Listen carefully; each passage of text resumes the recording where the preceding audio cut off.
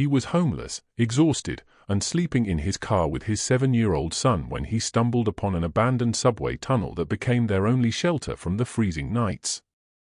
But when he ventured further into that darkness, what he uncovered behind a sealed steel door wasn't just a place to hide, it was $320 million in forgotten treasure that would spark a legal storm, unearth decades of buried secrets, and show that sometimes life's darkest corners lead to its brightest transformations. Before we continue, don't forget to follow this story because tomorrow's chapter is one you won't believe.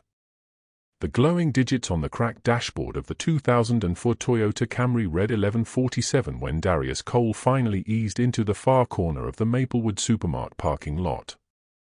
He turned off the engine instantly, saving what little gas remained for the next day's job hunt. Silence filled the car, stretched thin and heavy, broken only by the steady breathing of his 7-year-old son, Lucas, sleeping in the back seat under 2 thrift store jackets and a blanket that smelled faintly of detergent and someone else's old life. Darius was 36, but his reflection told a harsher truth. Dark circles framed his tired eyes. His cheeks had hollowed from months of skipping meals so Lucas could eat properly. His once thick hair was cropped short, now not out of style, but because barbers cost money he didn't have. Survival had become a full-time job. He'd been living in this car for 4 months now, 124 days, to be exact. He marked them in his mind like tally marks on a wall, each dawn another reminder of how long it had been since the eviction notice. For months since the landlord changed the locks. For months since Darius crammed everything they owned into garbage bags and realized their entire life could fit in one trunk. Brookdale Ridge, the town they once called home, had been a bustling railway hub decades ago, when trains carried coal and steel and pride through its heart. Now, rust and weeds claimed the tracks, and the old factory stood like gravestones to better times. It was the kind of town people only stayed in when they had nowhere else to go. Jobs were scarce, wages worse, and hope was a currency nobody could afford anymore. By day, Darius worked at the Ridge Motor Inn, a faded motel off Route 12 where weary travelers stopped for cheap rooms and cheaper coffee.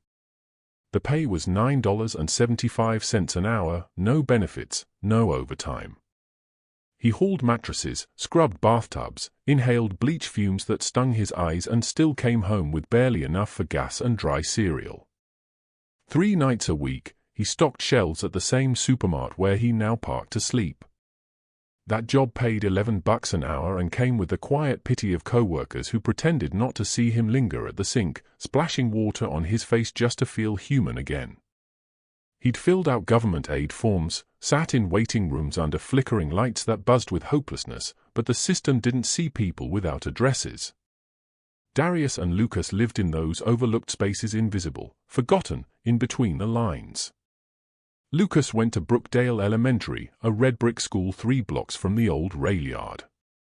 Darius used his cousin's mailing address to get Lucas enrolled. No one asked too many questions, as long as homework was turned in and someone came to parent-teacher meetings, and Darius always did. No matter how tired or late, he made sure Lucas never felt the weight of their struggle, at least not yet. Every evening, before the sun disappeared behind the warehouses and the parking lot filled with idling trucks, Darius helped Lucas with his math and spelling. The car's dome light became their lamp, the hood served as their little desk. Lucas was a good kid, too good for the life they were living. He had his mother's soft eyes and his dad's quiet strength. He didn't complain, not really. When Darius told him they were on an adventure, camping in the car like explorers, Lucas only asked if explorers also had peanut butter sandwiches for dinner. At school, when other kids bragged about their bedrooms or talked about video games, Lucas learned how to steer the conversation instead toward his favorite books or the rock collection he kept in an old lunchbox. He was only 7, but already understood that some truths weren't meant to be spoken aloud. That evening was colder than normal for October. The temperature had slipped into the low 40s, and Darius knew the supermart lot wouldn't be safe for much longer. Security had grown less patient, tapping on windows, telling people to move on. He'd seen other families just like his scattered across nearby towns, all hiding from the same world that called them a problem instead of people in need. He needed somewhere better, warmer, safer, where Lucas could sleep without shivering or waking to the sound of diesel engines before dawn. The next day crawled on. Darius cleaned 18 rooms at the motel, his hands cracked from bleach and boiling water. Mr. Hanley, the day manager, barely looked at him while handing over the clipboard of assignments. Room 207 had blood-stained towels. Room 118 reeked of smoke. Room 30 for something was definitely dead in the vents. Darius moved through each shift on muscle memory, stripping sheets, scrubbing grime, leaving behind tiny hotel soaps nobody used but still cost more than his dignity could afford. Over those months, he'd found all kinds of things in those rooms: rings, torn-up letters, even a wad of bills once, rubber-banded and forgotten. He turned it in, every cent. He couldn't afford to be labeled a thief. He couldn't risk losing the one job that barely kept them breathing. At 3:25, his shift ended. He picked up Lucas from Brookdale Elementary, his backpack bouncing as he ran across the lot. "Dad, guess what?" Lucas said, climbing into the back seat where the blankets and pillows stayed piled up. "Mrs. Callahan said my story about the astronaut was the best in class." Darius's eyes softened. "That's my boy," he said. "I'm proud of you. She's gonna put it on the wall with a gold star." Lucas beamed. "You deserve all the gold stars," Darius said, catching his reflection in the rearview mirror, a tired man smiling at the only reason he kept going. They drove to the Brookdale Public Library, one of the only warm places left that didn't cost money or require explanations. Lucas spread his homework out on a scarred wooden table while Darius sat at a public computer, scrolling through endless listings: jobs that wanted experience he didn't have, apartments that needed deposits he couldn't pay. Everyone wanted something he couldn't give. By 6 o'clock, they were back in the car. Darius counted what was left in his wallet: $353 until Friday. He bought Lucas a kid's meal from McDonald's and watched his son eat like it was a feast. Darius told him he wasn't hungry and just drank water, but when Lucas offered his apple slices, he took one because the look in his boy's eyes made it impossible to refuse. As the sky darkened, Darius turned the Camry's wheel toward the industrial district.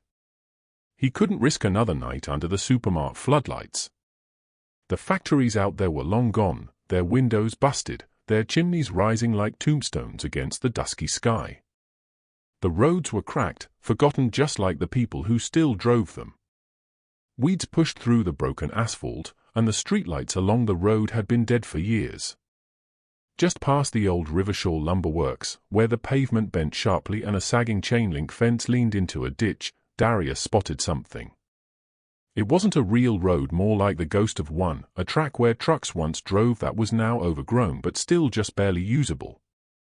He slowed the Camry and squinted through the growing dark. Beyond the fence, maybe 200 yards into the trees, he saw the opening of something huge. A tunnel. Its mouth was framed by weathered brick and thick beams. The forgotten railway tunnel. People in Brookdale Ridge talked about it in rumors and half-remembered stories, but Darius had never actually come out here. The train stopped running back in the late 70s when the rail company went under, and everyone said the tunnel had been sealed and abandoned. Yet from here, it didn't look sealed at all. It looked open. Dark, cold, and unsettling, but open. His heart started to race. A tunnel meant real shelter. Solid walls. A roof. Protection from the wind and rain. No security guards, no late-night knocks on the window, no one telling them to move along. He turned onto the overgrown path, branches scraping the Camry's faded paint. The car bucked over ruts and stones, the suspension complaining, but it kept going. Lucas stirred in the back seat. "Where are we going, Dad?" "Just finding us a new spot for tonight," Darius said, keeping his tone light. "A special place." He parked just inside the tree line, close enough to walk to the tunnel, far enough that anyone on the road wouldn't notice the car. The headlights washed over the tunnel entrance for a brief moment before he switched them off. Brick and stone arched at least 20 feet high, just as wide, built in another age for massive locomotives. The opening gaped before them like the doorway to a different world. "Wait here," Darius told Lucas, grabbing the flashlight from the glove box. "I'm gonna check something out." "Can I come?"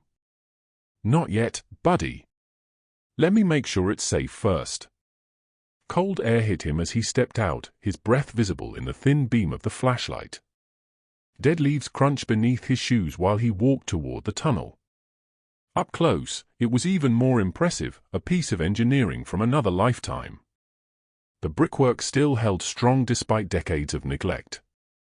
Graffiti covered the lower wall's names, dates, clumsy drawings, but beyond that, the tunnel stretched into a solid wall of darkness.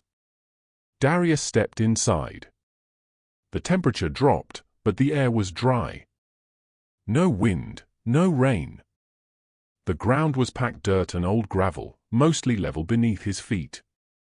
He ran the flashlight along the walls and ceiling, searching for cracks, loose stones, anything that might mean danger, but the structure looked sound, forgotten, yes, but still standing.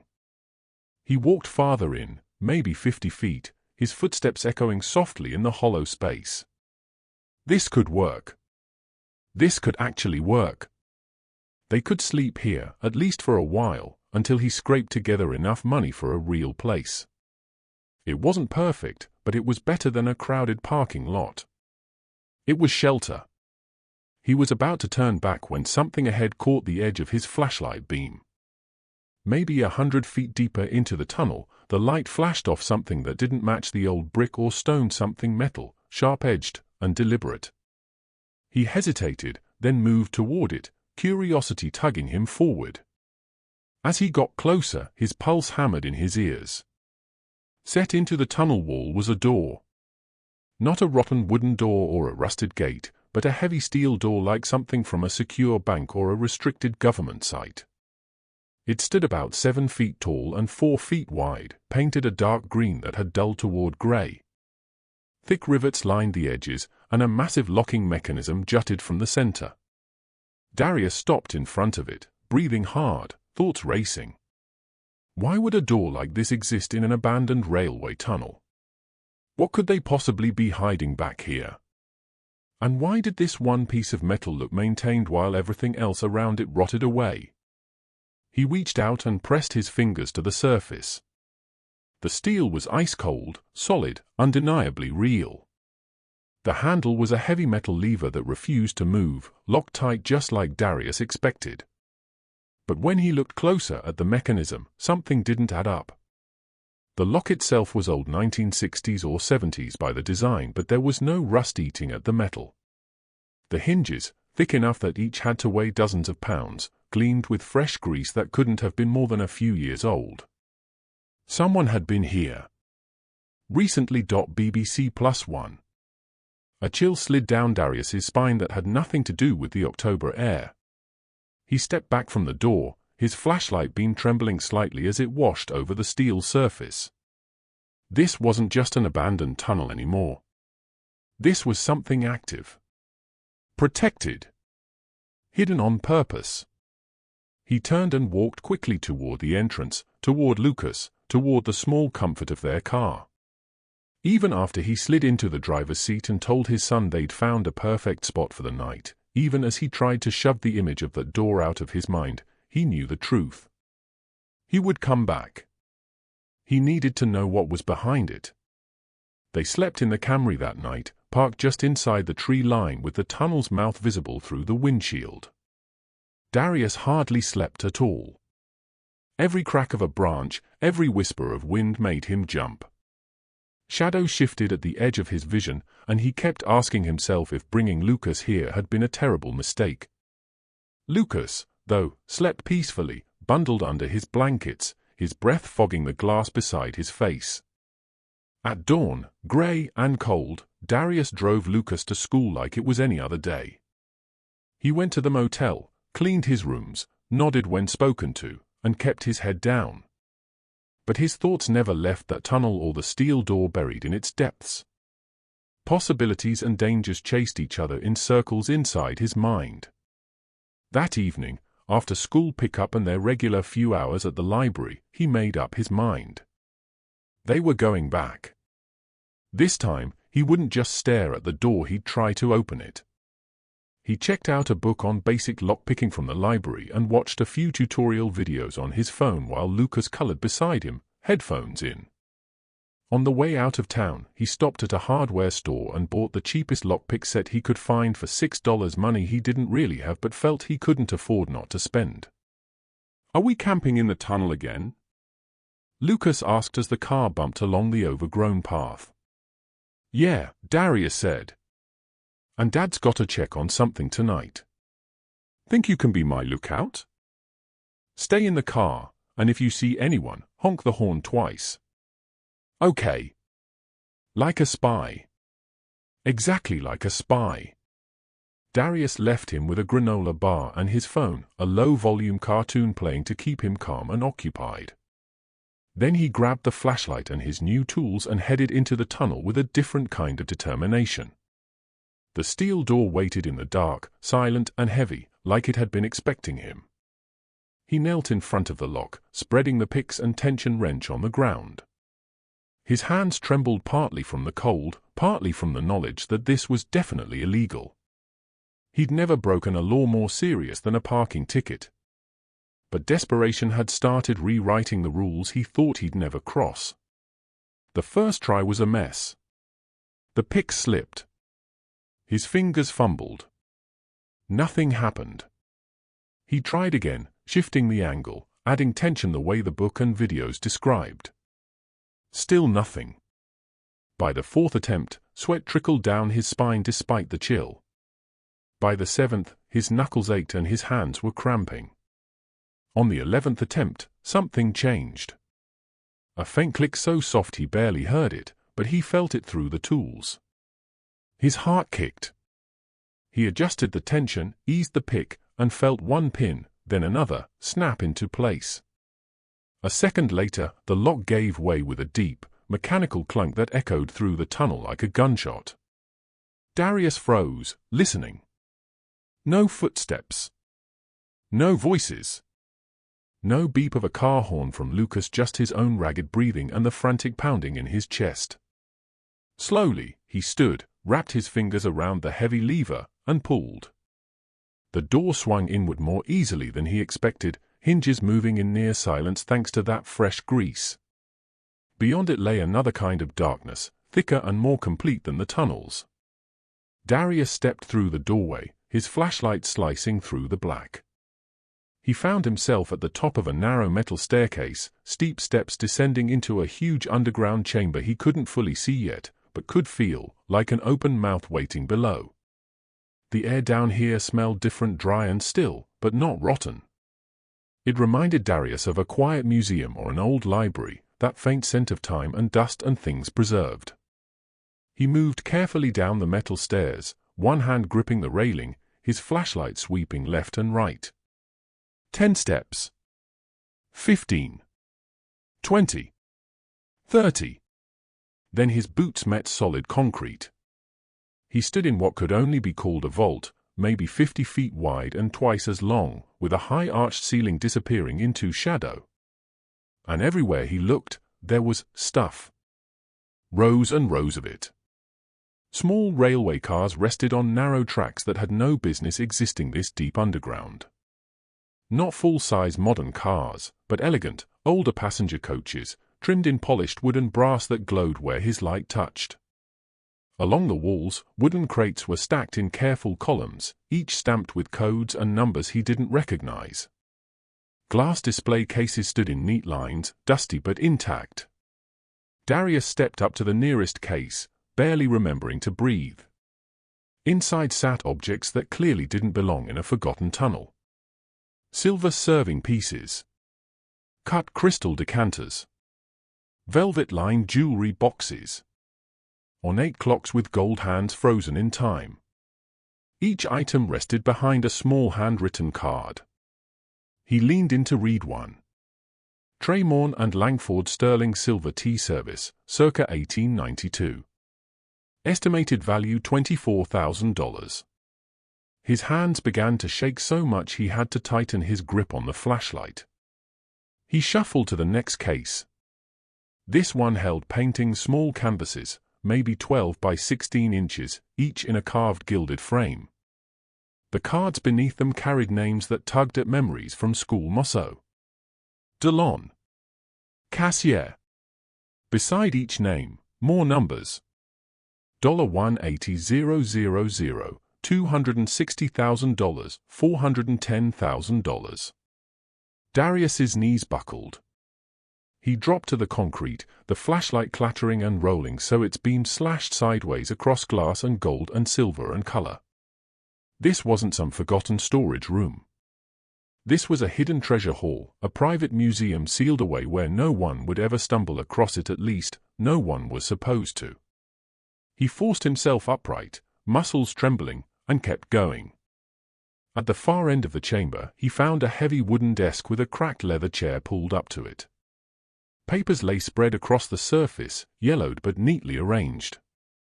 On top of them rested a thick, leather-bound journal. Darius picked it up with unsteady fingers and opened to the first page. The same careful handwriting from the display cards flowed across the paper. Private collection of Ernest Mallory.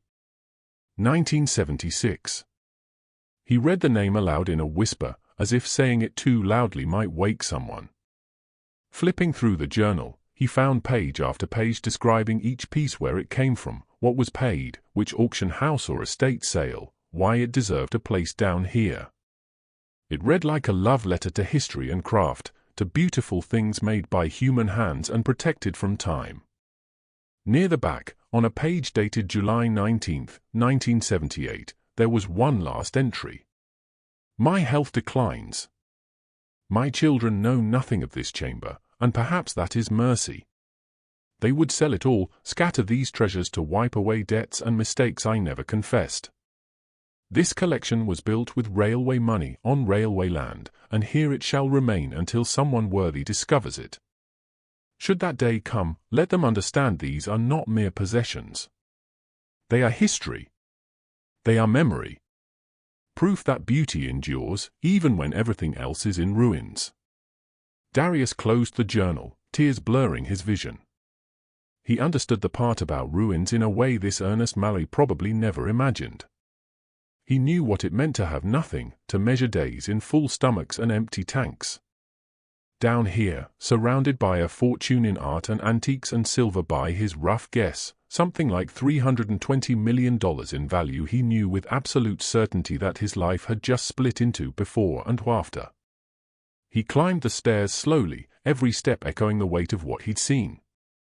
At the top, he slipped back into the tunnel, pulled the heavy door shut, and listened for the decisive click of the lock sliding into place. Then he walked toward the faint glow of the car.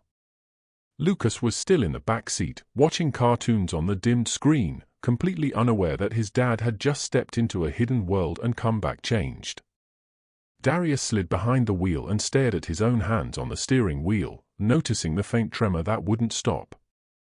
Questions swarmed his thoughts about the law, about danger, about who else might know this vault existed. He couldn't tell anyone. Not yet. He needed time to think, to breathe, to plan. To figure out what this discovery meant for a man who owned nothing but an aging car, a few bags of clothes, and the most important 7-year-old in the world sleeping in his back seat. Darius knew one thing for sure: he had found more than a hiding place in that tunnel.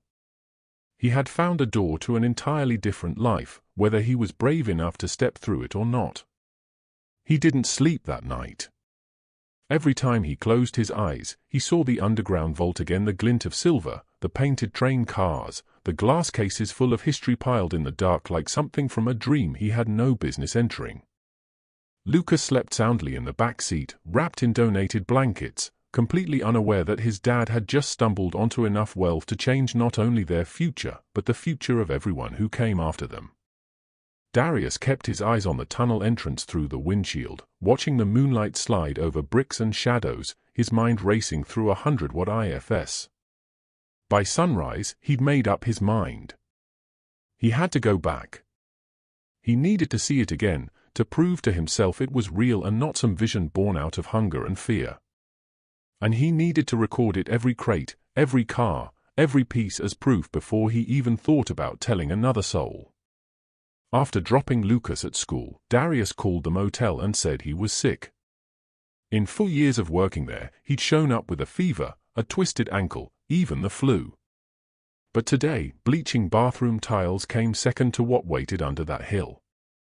The manager sounded annoyed, reminded him that sick days weren't paid, but he barely heard it. Losing $60 or $70 didn't matter compared to what he'd seen.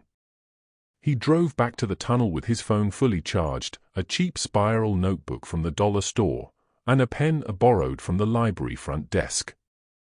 The morning was cold and grey, a thin fog hanging in the trees.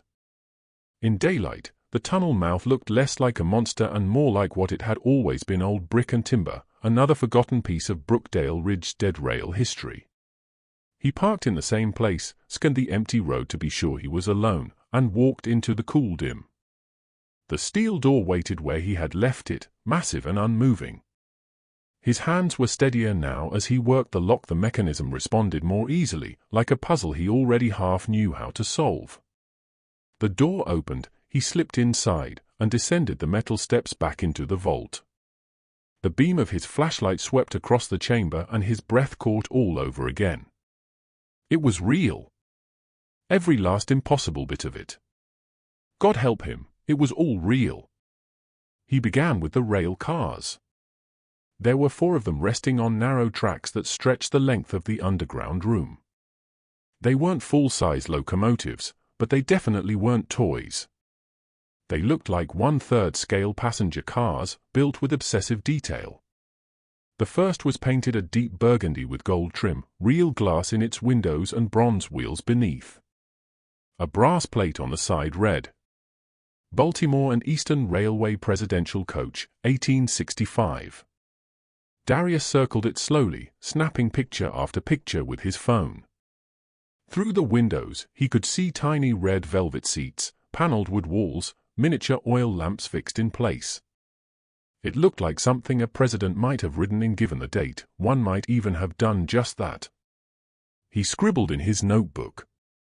Presidential Rail Car Model, 1865. Immaculate condition. Research historical value. The second car was even more elaborate, painted green with sweeping gold scrollwork curling along its sides. Its brass plate identified it as a Pullman Palace car built for the 1876 Centennial Exhibition in Philadelphia, the kind of luxury coach designed to show off American rail power to the world. Darius photographed every angle: the polished fixtures, carved trim, tiny manufacturer's marks pressed into the wheels.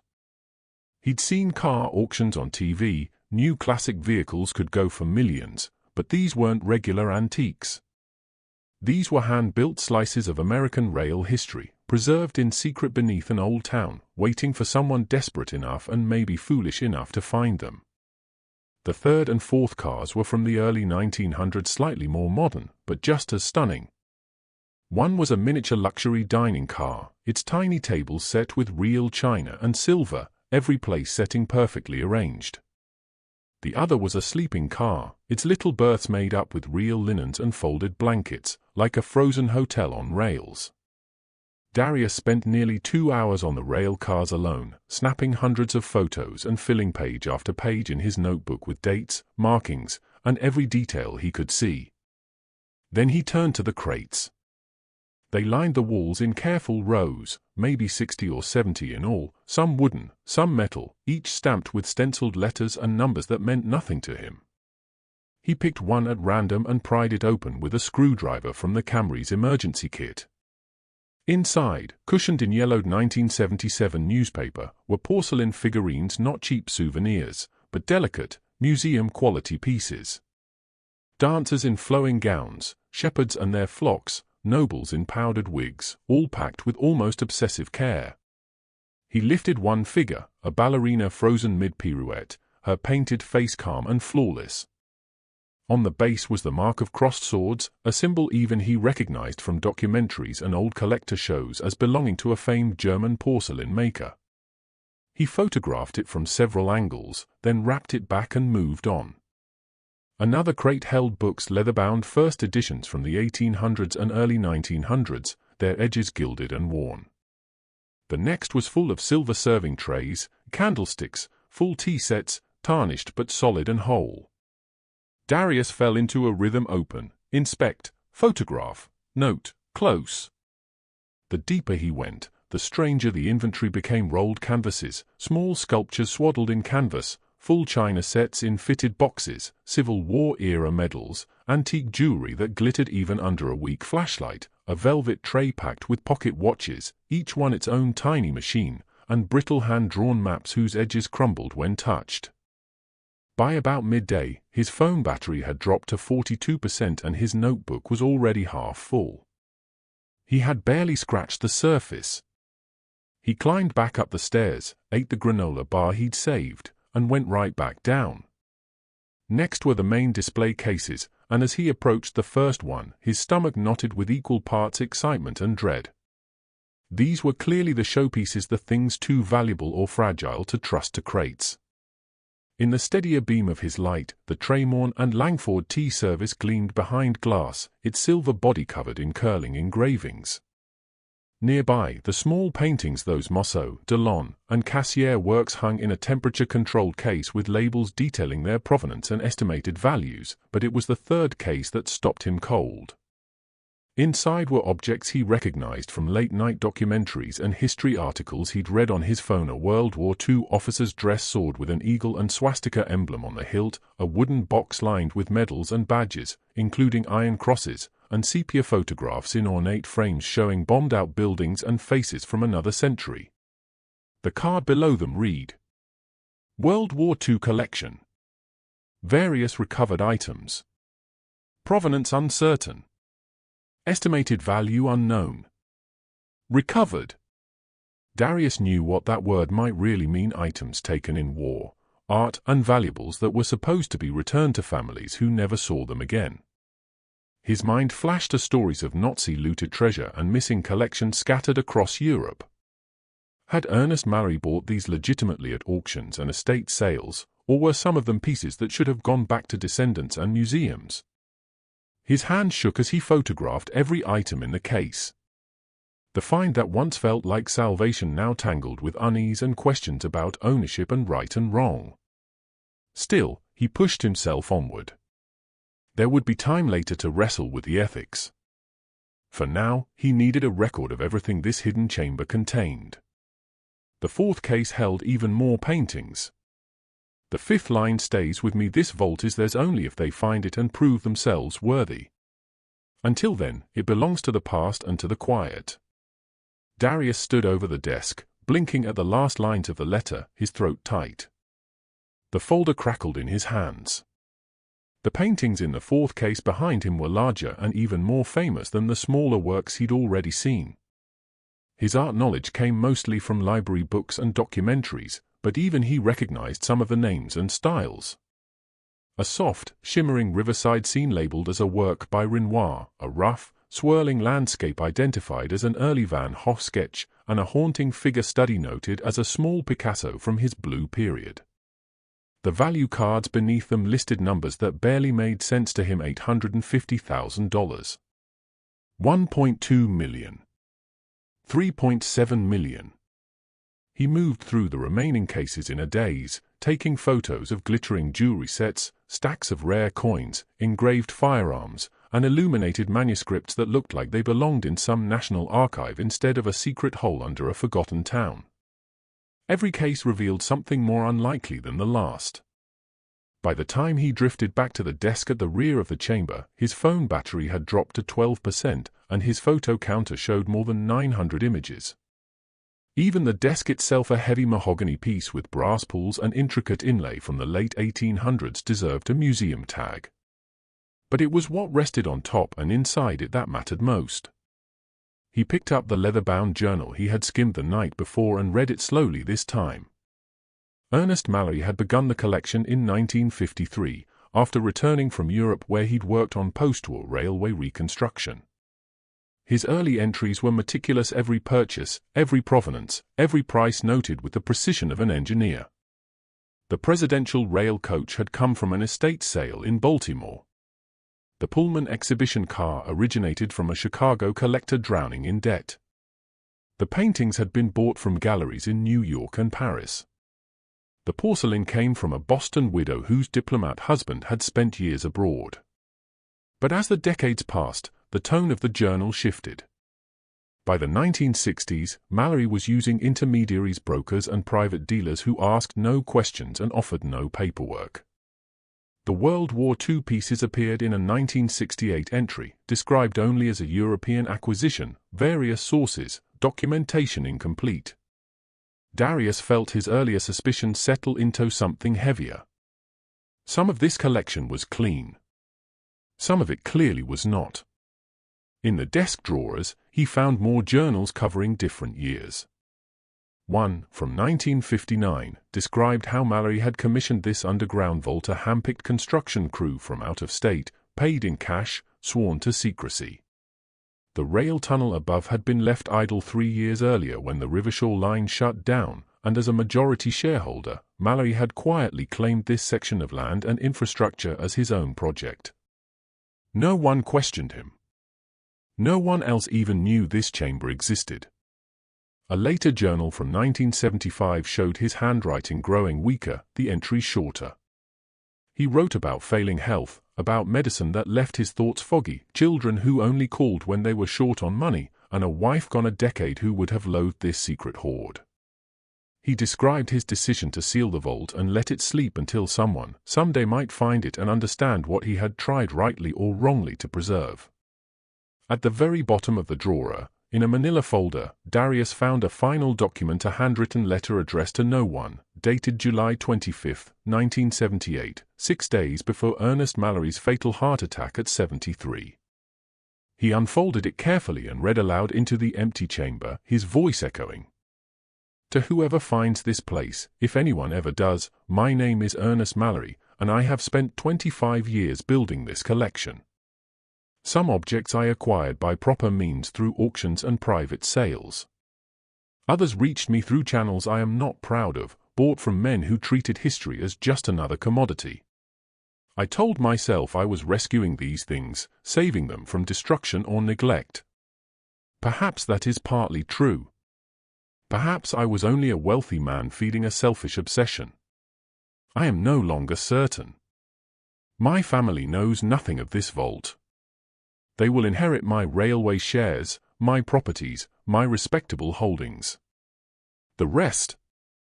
The words blurred for a moment as Darius blinked hard. Here he was, a man living in a car with his son, standing over a fortune, perhaps $320 million in total value, pieced together by someone who hadn't trusted even his own blood with the secret. He folded the letter back into its folder, gently closed the drawer, and just stood there, surrounded by a past that suddenly had the power to rewrite his future. The letter in the folder was short, but it hit Darius harder than anything else in the vault. This secret museum of mine, it read, will remain hidden unless someone like you finds it. If you are standing here now, you have already done what my own family never managed. You looked past the obvious. You were curious, persistent, maybe even desperate. Those qualities matter more than any bloodline. Mallory went on to explain that the last formal appraisal of the collection placed its worth at around $320 million. Some pieces would surely be worth more by now, he admitted, some less, but he no longer cared about the money. What mattered to him was that the objects survived, that they were treated with respect, that they reminded anyone who saw them that human beings could create beauty even in the darkest times. Do with this collection what you will, the letter said. Sell it. Donate it. Lock it away for another 40 years. The choice is yours. But understand this: I built this vault on railway land that no longer has a legal owner. The Brookdale Ridge Line is defunct. Under the principles of finder's rights and treasure law, if you can prove you discovered this place and document its contents, then by every precedent I know, it belongs to you. I arranged it that way. I wanted this legacy to pass to someone who earned it through effort and courage, not someone who received it by accident of birth. He had even prepared a safety net. An attorney held a sealed document meant to be opened only if the vault was ever found. His name is Robert Chen, and his office is in Philadelphia, the letter continued. If you are reading this, contact him. Tell him the code word Rivershore. He will know what to do. And if I was wrong, if I was just a foolish old man hoarding treasures that should have gone back into the world, then I apologize. I did my best. I hope you will do yours. Signed, Ernest Mallory. Darius lowered the letter with shaking hands. $320 million. A legal path, at least according to a dead man's careful planning toward claiming it. A lawyer in another city who supposedly held instructions just for this moment. He read it again. Then again. The word stayed the same every time. This wasn't an accident. Mallory had designed it this way, turning his secret into a buried challenge, his obsession into someone else's chance. What happened next would upend Darius's world, force him into choices he never imagined, and prove that the biggest treasures can come with the heaviest cost. He took no chances. He photographed every page of every journal, front and back. He captured close-ups of Mallory's letter, both sides, making sure every sentence was sharp enough to be read later. He snapped photos of the folder itself, the desk, the placement of everything in the room, any angle that might one day matter as proof. His phone battery hovered at 4% by the time he finished. Then he climbed the stairs, pulled the steel door shut, locked it, and stepped back into the tunnel. By the time he reached the car, the November sun was already slipping behind the trees, stretching long shadows across the clearing. Darius glanced at the dashboard clock and felt his stomach drop. He was late. Very late. He'd missed pickup at Brookdale Elementary. Panic surged through him as he fumbled for his phone. 3 missed calls from the school office stared back at him. He dialed immediately. The secretary answered on the second ring. "Mr. Cole?" "We were starting to worry. Lucas has been waiting in the office for nearly an hour." "I'm so sorry," Darius blurted, his voice cracking. "There was an emergency. I'm on my way right now." "Is everything all right?" "Yes. It's fine. Just a misunderstanding. I'll be there in 15 minutes. He made it in 12, pushing the car faster than he normally dared. His mind was still half underground with the paintings and silver and journals, but his heart was in that school office. Lucas sat in a chair by the front desk, backpack at his feet, drawing dinosaurs on scrap paper. His whole face brightened when he saw his dad. "Dad!" "Mrs. Davis let me draw T-Rexes," he announced proudly. "That was very kind of her," Darius said, dropping to one knee and pulling him into a hug. "I'm sorry I was late, buddy." "It's okay." "She gave me crackers," Lucas said with a shrug. They went to the library like they always did, but this time Darius could barely read a single job listing.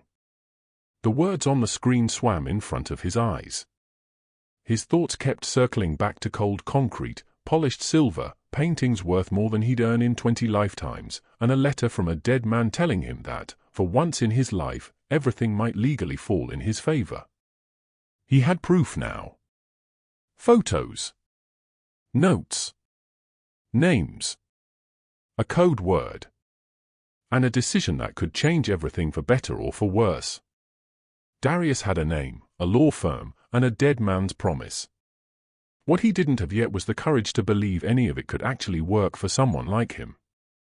The doubts came fast. Who would ever believe that a homeless black dad with less than $1,000 to his name had discovered a hidden collection worth roughly $320 million? The police might think he was lying or delusional. Any company with a lingering claim to the old rail line would send lawyers to argue the land and everything under it belonged to them.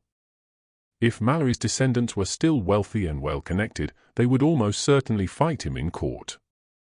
And even if the law somehow favored him, even if finders' rights and the railway's defunct status really did tilt things his way like the letter claimed, the attention alone could blow his fragile life apart. Lucas's school would find out they were living in a car. Social services might step in. Every secret they had carefully kept could unravel in public. Yet the alternative was unthinkable: walk away and pretend none of it existed. Go back to scrubbing motel rooms and stocking shelves, letting his son sleep in the back seat while a fortune sat untouched beneath the hillside. Could he really live with himself knowing he had a chance to change everything and chose fear instead? That night, parked in yet another anonymous lot anywhere but under the supermarket security lights, Darius scrolled slowly through the photos on his phone. Rail cars. Paintings. Silver. Journals. Mallory's letter, every word captured. Each image felt unreal, like evidence from someone else's life. Lucas snored softly in the back, the lot quiet except for the far-off rush of highway traffic. Darius opened his notebook and did what he always did when a problem felt too big. He made lists. On one page. Money for Lucas's future. A real home. School stability. Medical care without fear. Never being hungry again. Ability to help others. Honoring Mallory's wishes. Legally mine, if the letter and law are right. On the opposite page. No one will believe me. Could lose Lucas if things go wrong. Possible danger from people who want the treasure. What if I misunderstood the law? Public attention could destroy our privacy. Mallory's family will fight. Risk of being accused of theft or fraud. He stared at the 2 pages until the ink blurred in his tired eyes. There were no safe paths, only different kinds of risk. Coming forward meant stepping into a world of courts, reporters, and lawyers.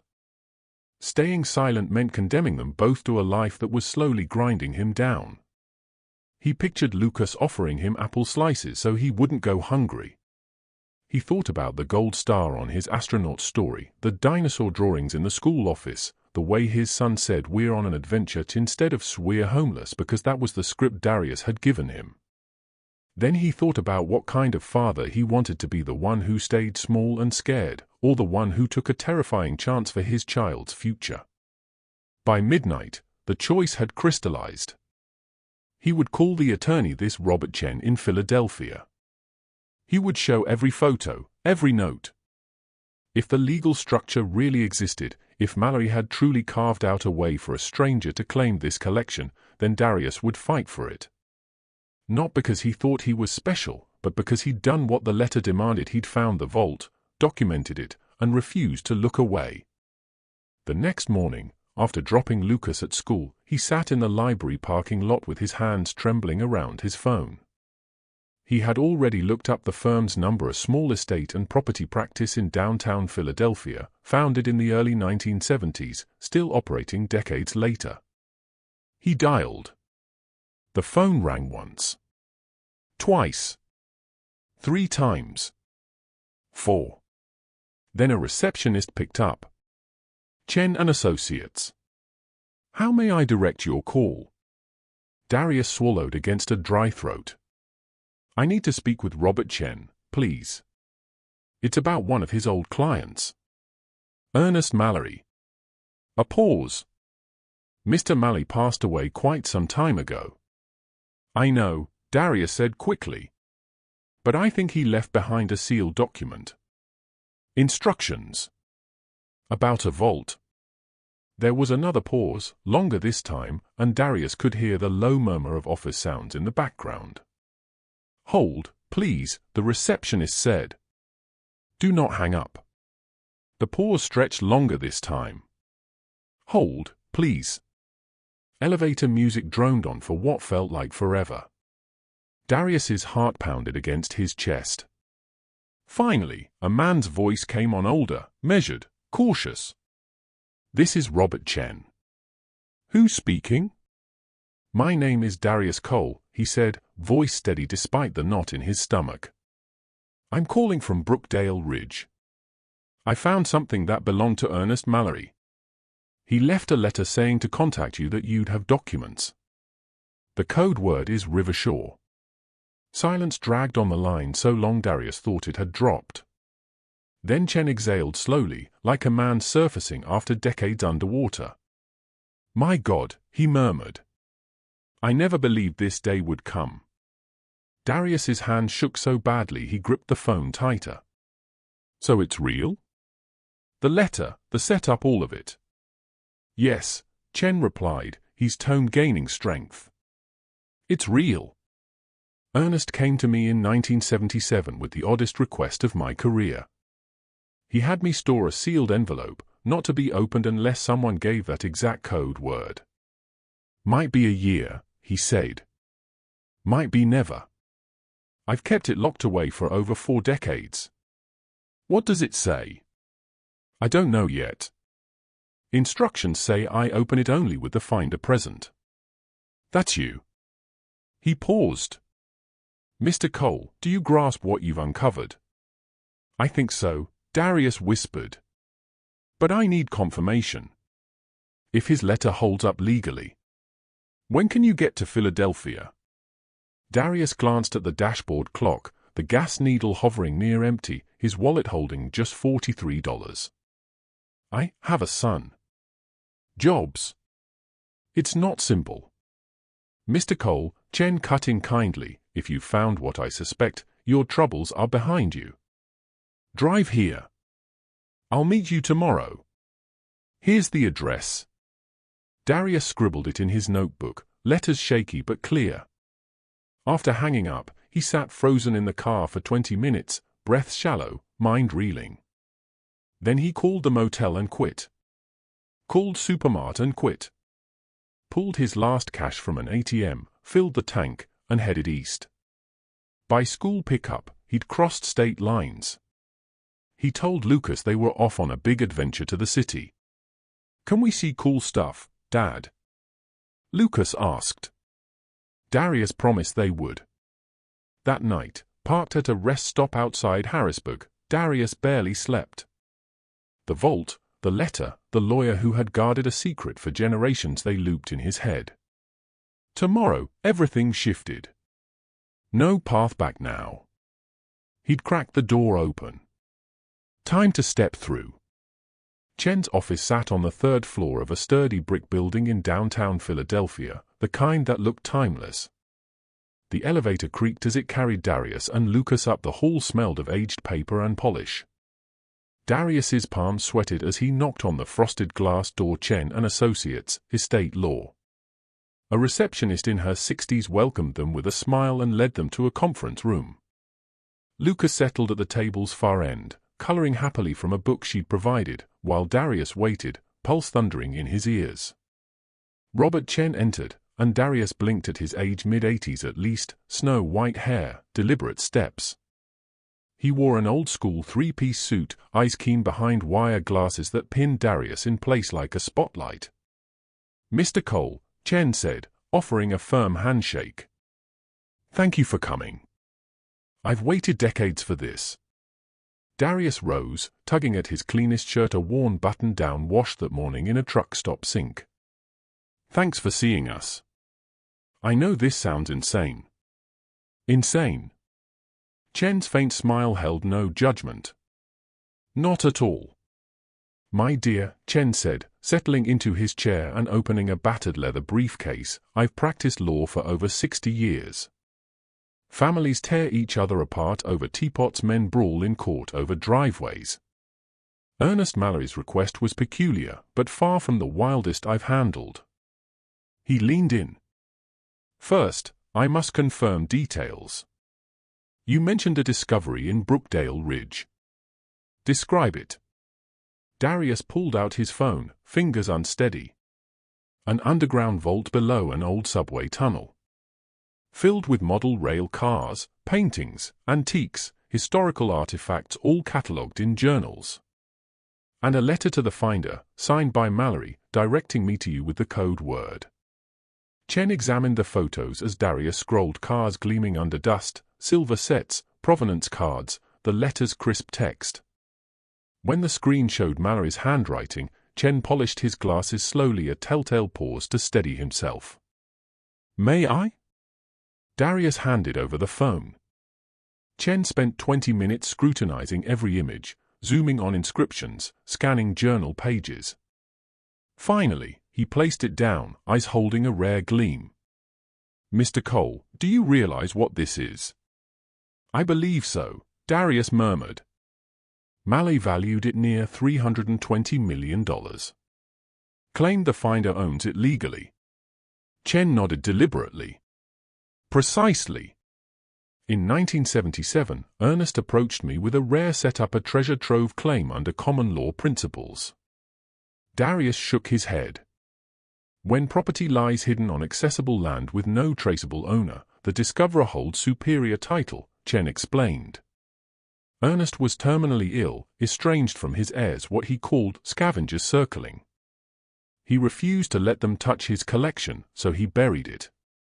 More than that, Chen continued. He engineered a legal trapdoor. The tunnel land belonged to the Rivershore Railway, bankrupt in 1976. Assets sold off, but this contaminated parcel tainted by old coal residue languished unsold, reverting to county limbo. Ernest quietly bought it via a shell firm for $1, then dissolved it. On record, no owner exists. Darius's gut clenched. "But I found it." "Unlock the vault." "Exactly." Chen withdrew a faded, sealed manila envelope from his briefcase. "This is Ernest's deposit, but his orders open only before the code word bearer with proof of discovery." His gaze sharpened. "Mr. Cole, this will transform your life and tangle it beyond imagining. Challenges will come. Motives questioned, character attacked, ownership disputed. Law may favor you, but battles ahead won't be gentle." Darius glanced at Lucas, crayons flying across dinosaurs, innocent to the stakes. He pictured last night's rest stop sleep, $9.75 an hour motel grime, supermart shelves under fluorescent glare, security flashlight beams at 3 a.m. The vault waited, patient under earth. "I'm no stranger to fights," Darius said firmly. "Fought every day just to eat." Chen's smile broke genuine. He snapped the envelope's seal. Inside lay typed pages from an antique typewriter, notarized signatures crisp despite age. Chen read silently, neutrality shifting to surprise, then quiet respect. Chen finished reading and placed the document down, meeting Darius's eyes. "Ernest Mallory was sharper than I realized. This confirms 3 key points. First, he intentionally concealed his collection on unclaimed land. Second, he explicitly willed it to the discoverer under finder's rights doctrine. Third, and crucial, if his heirs contest it, as he anticipated, the finder receives estate-funded legal defense." Darius blinked. "Estate-funded?" "Precisely. Ernest set aside funds in trust for decades ago to cover attorneys for the claimant. He knew his children would sue. He ensured you could fight back." Chen paused. "That pot? $2 million originally. With interest and inflation about $7.3 million today." The room spun. Darius gripped the table edge. "That's impossible. Entirely real. And there's a condition: if you secure the collection, donate 25% of its value to charities aiding working families in Brookdale Ridge. The balance is yours outright." Ernest wanted impact, but control in the hands of someone who earned it. Darius couldn't respond. Tears pricked, he blinked them away. Lucas glanced up. "Dad, you okay?" "Fine, buddy," Darius rasped. "Just adult talk." Chen waited, then pressed, "Mr. Cole, do you wish to claim it? Filing starts the clock. Authorities learn of the vault, life alters irreversibly." "What if I walk?" Darius asked. "It stays buried, or another finder repeats this. Your shot ends." "And claiming?" "We petition county court. notify parties, prove discovery and intent. Months, maybe years. Documentation scrutinized opposition from wealthier foes.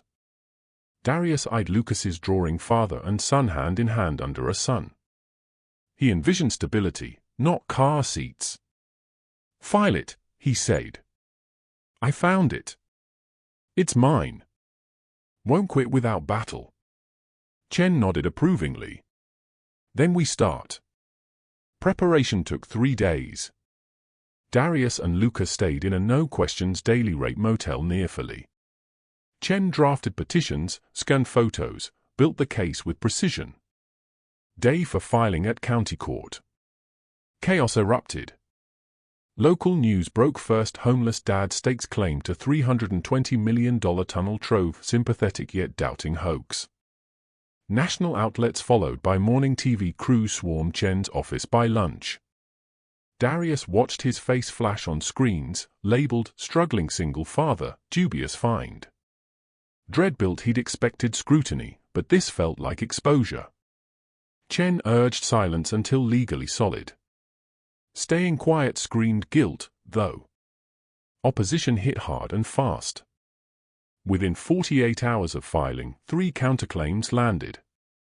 First, Brookdale Rail Holdings, successors to the old Rivershore Railway, insisting all property on ex-rail land was theirs by default. Second, Pennsylvania state officials, arguing high-value abandoned goods revert to the Commonwealth.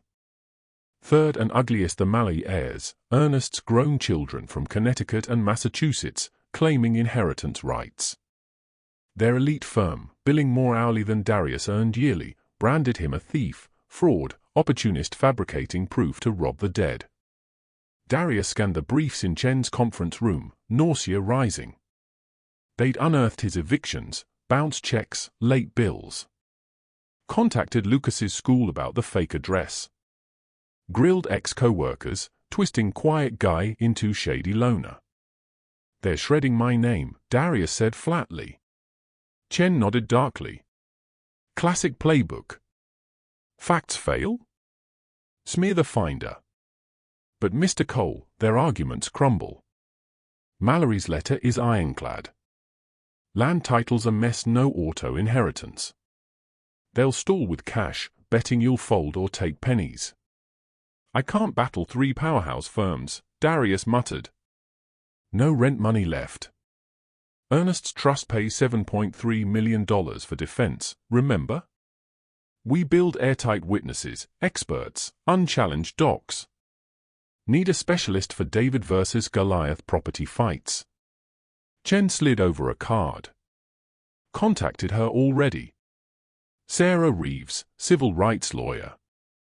Masters economic justice, property claims. Topples core, states, dynasties. Pro bono for the broke. Wins big. Darius read Sarah Reeves, Esquire, Voices for the Powerless. She's in? Send her your files. Called back in 60 minutes. Driving from New York tomorrow. Sarah Reeves defied expectations, mid-40s, natural hair in a tight bun, commanding aura. Navy suit, briefcase plastered in stickers, Black Lives Matter. She persisted. Justice now. Her handshake was steel without crush.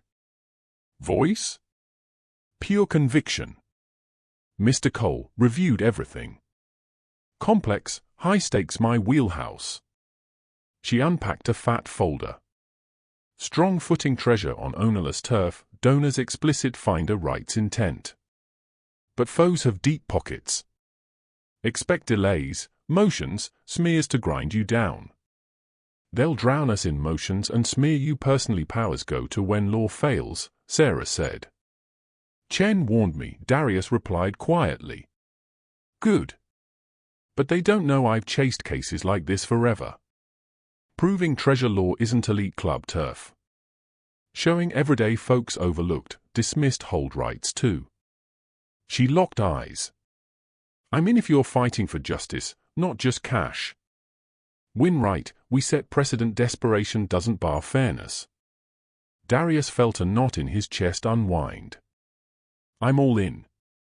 Whatever it costs. Sarah grinned. Then war it is. First strike public narrative. Sarah pushed Darius to speak out, seize control. They planned a press conference at Chen's office. 2 days rehearsing raw, not robotic. Conference morning, borrowed jacket hanging loose, microphones bristling. Sarah opened, outlined Finder's rights, Mallory's intent. Introduced Darius. Silence dropped. Hands quivering, he read his statement steadily. I'm Darius Cole, 36, single black dad to 7-year-old Lucas. For months homeless. 2 jobs, did it all right, still failed. Lived in my car, hunting safe sleeps. Found an abandoned subway tunnel for shelter. Discovered a vault instead. He detailed entry, photos, letter. Projected images, rail cars, art, treasures. Gasps rippled. Questions flew, scared of losing. Homeless to millionaire. Mallory heirs call you thief. Darius, coached crisp, yes, terrified. No theft laws plain, I followed steps. On deserving unscripted. Deserve $320 million? Nobody does. But I found, documented, reported legit, not black market scraps. Mallory picked someone knowing nothing. Won't sorry fight for my son's shot. Clip exploded, viral, millions shared. Heroes hailed, real treasure hunter, haters sneered, grifter dad, unfit parent. Comments brutal on race, motive, fatherhood. Sarah foresaw the heat forces fast, public rulings. Our edge. Battles ramped. Brookdale Rail Holdings motioned land never quit rail title. State tunnel public, finds theirs. Mallory heirs trotted, unstable final years, witnesses, voiding letter. Sarah dismantled each assault methodically. She unearthed dissolution records proving the railway's collapse and land abandonment. Treasure law experts affirmed Finder's rights for long-forgotten sites. Chen testified to Mallory's sharp mind and calculated scheme. 3 weeks in, Sarah exposed a buried gem, Mallory's 1978 probate will, clause the heirs overlooked. She read it aloud, voice echoing. I, Ernest Mallory, of sound mind, declare my private collection, if discovered post-death, falls under Finder's rights per common law. It shall not pass to my children via inheritance. They show no regard for history or the needy. Contestants defy my wishes. Claimants must donate at least 25% to Brookdale Ridge working families, the town fueling my rail wealth. Chaos erupted. Lead heir attorney Preston Carreel flushed crimson. Irrelevant. Vague, unenforceable senilities mark. Crystal, Sarah shot back. Mallory rejected inheritance. Engineered discovery for the finder. My client delivered. Judge Patricia Morrison, Steely, silenced them. Adjournment for review. Closing in 2 weeks.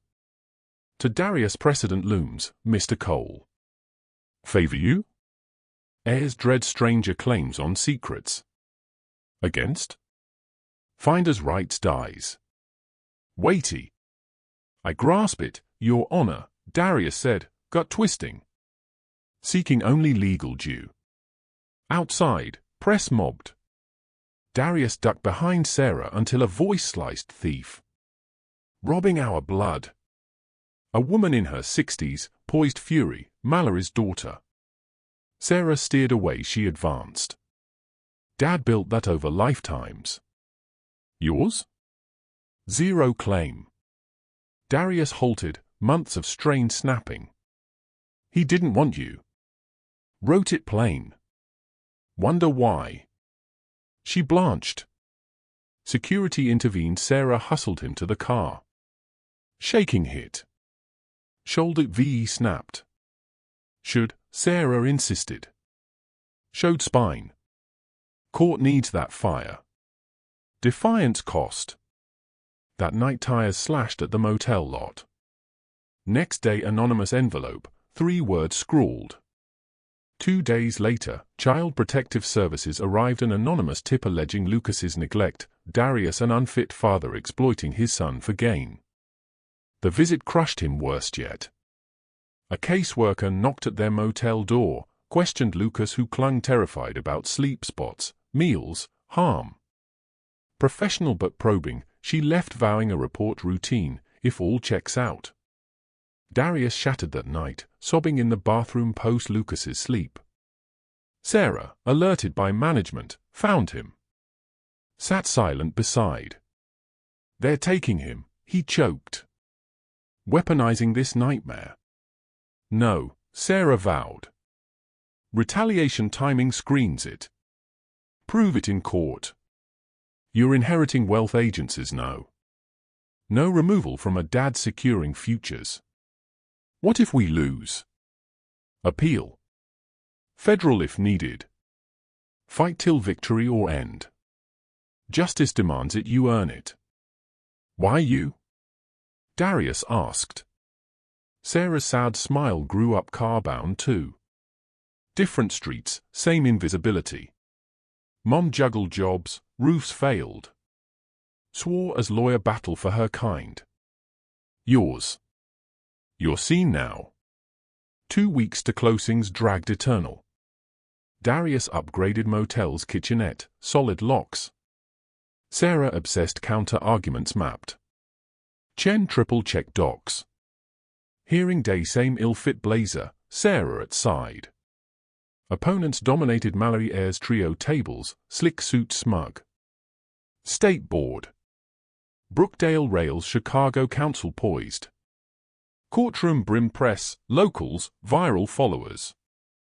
Lucas colored in back with receptionist, future blind. Preston Carril open smooth, Mallory's wishes moot, inheritance trumps. Clause vague, unenforceable. Darius? Lucky opportunist twisting technicals for family legacy theft. State historic trove public domain. Private claim? Perilous precedent. Museums, shared Pennsylvanian benefit, not one windfall. Rail lawyer tunnel rail-borne content successor owned, land snags irrelevant. Sarah rose deliberately, commanding the room's attention. Her voice rang clear and firm. "Your Honor, this boils down simply. Ernest Mallory built his private collection on land he controlled. He documented his clear intent. It goes to the discoverer under centuries-old finder's rights. My client found it legally, catalogued it fully, reported properly. Now, wealth and influence seek to strip it away, assuming someone like Darius Cole, homeless, struggling, doesn't merit it." She held up Mallory's letter. "No vagueness here. Crystal." Mallory chose a finder like Darius, one grasping true hardship, knowing emptiness. Not his heirs, he spelled that out in his will. The Mallory family defies their father's words, not defense legacy. To the state, no basis for seizure. Private trove on private ground, willed privately. Value doesn't grant, government grab. To rail successors, Rivershore dissolved in 1976. Claims perished then. No standing for abandoned relics after half a century. Sarah paused, tension thick. This isn't law at core. It's class bias. A black dad from nothing can't claim windfall. Law ignores status, honors facts. Darius found abandoned goods legally. Owner willed it so. Justice demands your ruling for him. Silence gripped her. She Saturday. Judge Morrison scanned notes endlessly. Then ruling now. Unusual from outset, I've weighed deeply. Facts: Mr. Cole discovered valuables on ownerless land. Ernest Mallory documented finder rights intent, excluding heirs explicitly. Pennsylvania upholds finder's rights for abandoned property. I rule for plaintiff. Collection is yours, per charitable terms. Chaos cheers, hugs from Sarah, Chen's grin. Reporters surged. Heirs' lawyers scribbled appeals. Joy surged, victory over odds, cash, clout. Gavel cracked. Stay issued, no transfers pending appeals. Vault sealed under court guard. Battle won, war lingers. Darius's elation faded. Sarah whispered expected. Appeals coming. We crush them. Standard step. Public cheered the underdog. Donors flooded charities Darius eyed for the 25%. Media pivoted Dad defies dynasties. Heirs appealed swiftly, but polls showed sympathy swelling. Darius rented a real apartment first stable roof for Lucas. School praised this hero dad. Yet threats lingered, slashed tires replaced, CPS closed clean. Sarah prepped appeals, they falter harder uphill. The war ground on, testing grit. Darius stood firm for son, justice, the man who'd bet on desperation spark. Lucas asleep in the back, her face gaunt from endless fatigue. Security guards rapping on the window, demanding she move. Her counting coins in a gas station lot, weighing gas against groceries. The Mallory lawyer sneered, transient, unstable, poor judgment unfit for $320 million in relics. Darius, beside Sarah, felt his core crack. But Sarah rose for cross, voice booming. Mr. Careel, these show Ms. Cole's darkest days, car sleeping, double shifting, shielding her son. What do you see? Careel faltered. Instability. No housing. Only that? Not a dad ensuring homework amid ruin? Not relentless fight when world quit? Not grit driving tunnel exploration, the very discovery Mallory craved. Sarah paused. He rejected the entitled. Sought struggle survivor. Your evidence crowns Darius exactly right. Silence stunned. Judge softened visibly. Photos viralized, a new empathy surged. Ex-homeless shared car nights, desperation. Headlines pivoted, survivor dad claims legal due, not grifter's gambit. 3 months on, federal appeals upheld Morrison with tweak. Darius got 40% $128 million, 60% to Brookdale Ridge Community Trust for Working Families, honoring Mallory's 25% intent plus public balance. Courtroom Sarah's grip iron. $128 million ungraspable. But victory rang truest after 18-month siege, courts affirmed his worth, discovery, fight. Heir supreme plea? Denied silent. War ended. Vault unsealed for appraisers. That night, apartment quiet, Lucas, now 9, lanky, curious, rich now, dad. Darius hugged tight. Safe now. Money eases fear, not us. I wasn't scared, Lucas murmured. You always cared. Tears welled. Tried my soul out. I know. Fiercest embrace in ages. Appraisal spanned 6 weeks, every rail, car, painting, relic tagged, valued. Darius's share secured, futures trust-fueled local aid. From car to cornerstone, he'd proven desperation births destiny. Appraisers confirmed Mallory's estimate understated the collection, neared $320 million total. Darius's 40% yielded about $128 million, a sum too vast for reality. The rest, $192 million, seeded the Brookdale Ridge Community Trust, overseen by Sarah, Chen, the mayor, and 3 elected locals, first by practical 3-bedroom ranch on a calm street, yard for Lucas. $175,000. Keys in hand, Darius wept in the bare living room. Lucas dashed room to room, claiming his space, plotting Christmas tree spots, begging for a dog. Yes, Darius said to all, a life unlocked. 18 months pondering victory forged plans. He'd witnessed families car-bound, multi-jobbing, system crushed.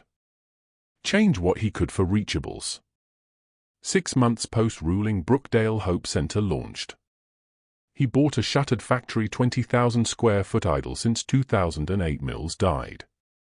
Local architects, crews rebuilt it grand. Opened 14 months later, ground floor, 30 private shelter rooms, beds, baths, locking doors, no dorms, pure dignity. Upstairs, job labs, computers, trade shops, childcare freeing parents. Kitchen fed all comers thrice daily.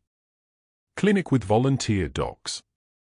Legal aid for evictions, custody, jobs. Third floor library, our tutoring for diplomas, homework. Maya's mission, her words, doors lock inside.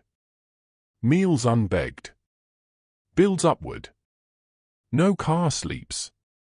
No gas food picks. No ghosts. Staff of 24 social workers, counselors, teachers, keepers at $22 plus per hour, full benefits. No $9.75 traps. April Tuesday, 3 years tunnel side line called the block. Darius, Lucas, 10, eager, greeted each.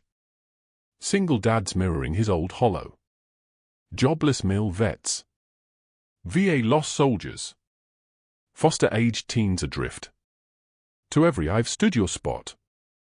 Felt that crush. Appraisers verified Mallory's figure lowballed total value hit $320 million. Darius's 40% share $128 million surreal scale. Remainder, $192 million, fueled Brookdale Ridge Community Trust, board led by Sarah, Jen, mayor, 3 elected residents.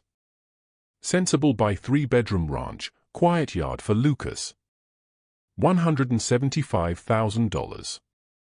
Keys turned Darius teared up in echoing living room. Lucas bounded, picking rooms, tree spots, dog please. Yes to all, Darius vowed life rebuilt. 18 months reflection birth vision end car lives, job traps. 6 months post-win Brookdale Hope Center. Shuttered 20,000 square foot factory reborn via locals. Opened 14 months later 30 private shelter rooms, beds, baths, locks no barracks. Job labs, PCs, trades, childcare. Free thrice daily kitchen. Volunteer clinic. Legal aid, evictions, jobs.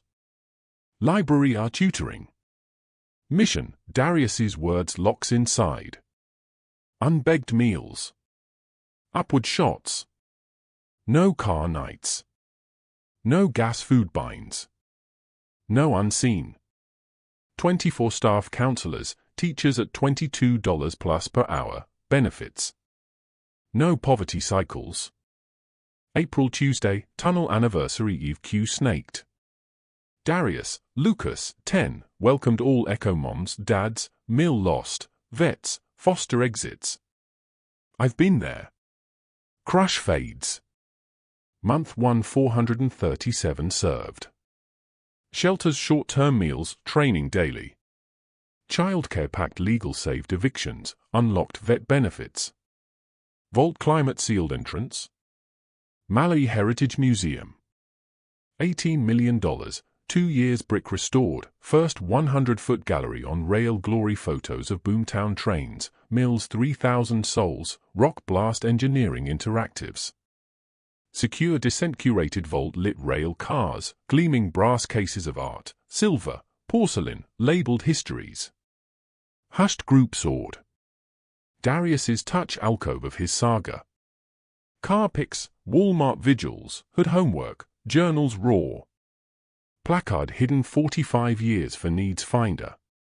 Museums from donors, this from car dad granting seconds. Crowd surged Pennsylvania, beyond. $15 adults, $5 kids free for broke. Funds ops, trust. 6 months town savior, tourists reviving decay.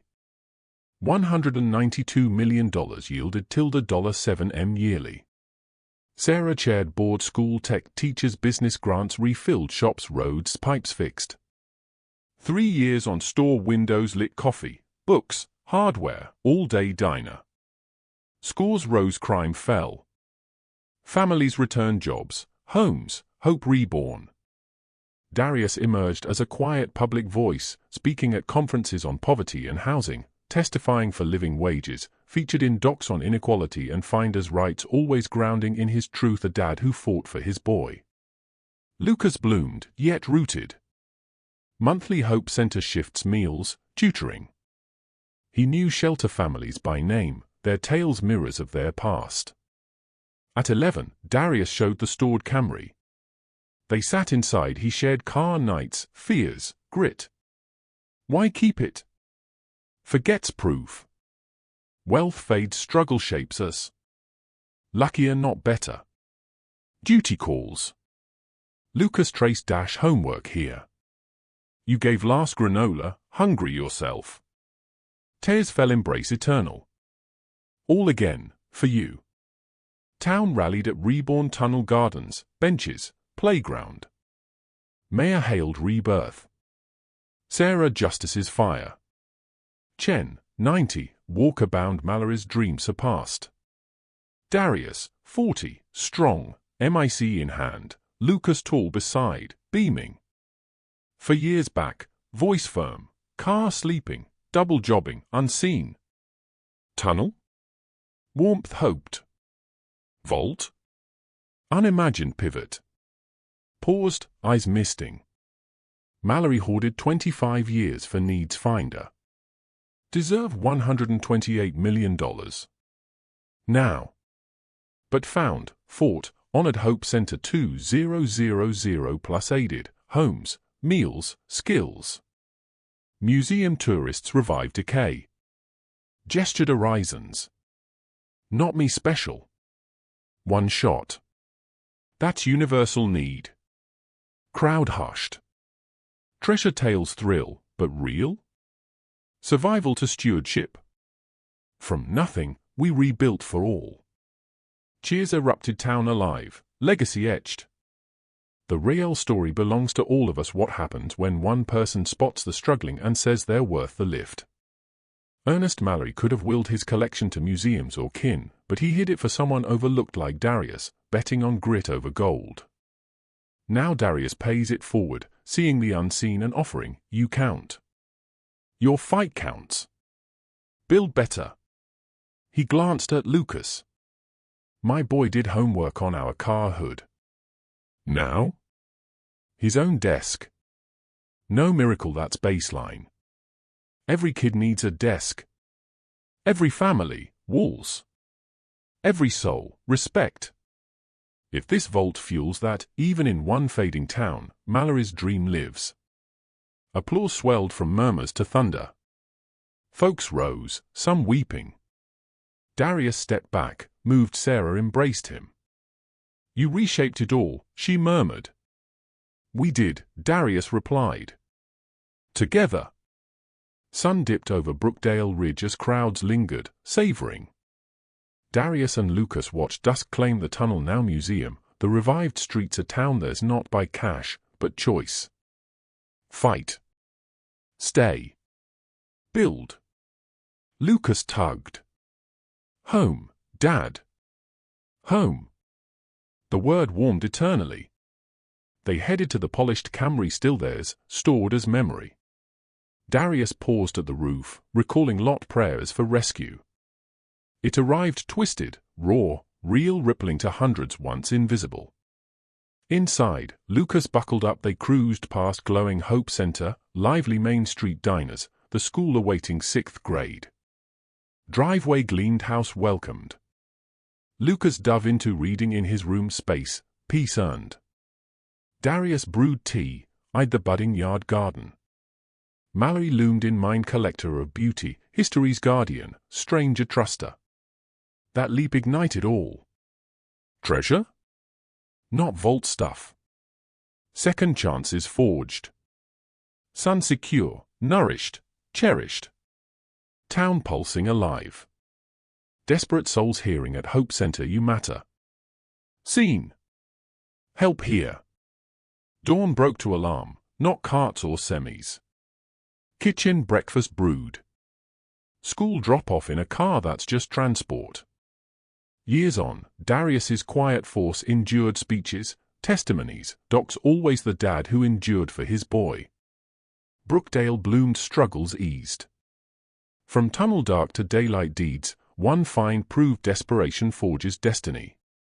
These everyday moments, breakfast in a real kitchen, school drop-offs without dread, still felt like wonders to Darius.